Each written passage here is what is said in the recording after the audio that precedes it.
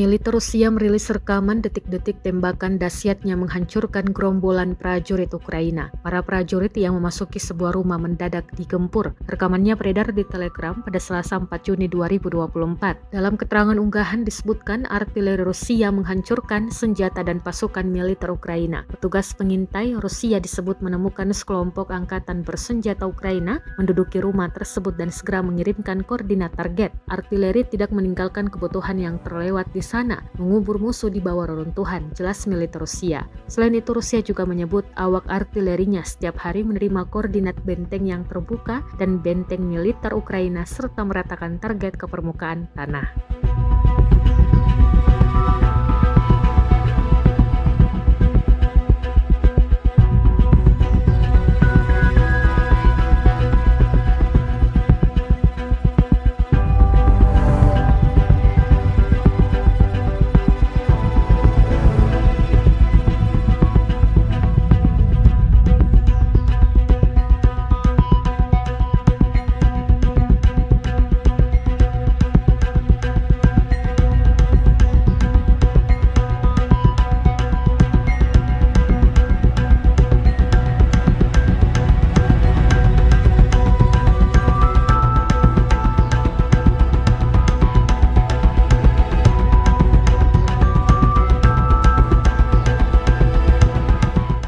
Download Tribun X sekarang, menghadirkan lokal menjadi Indonesia.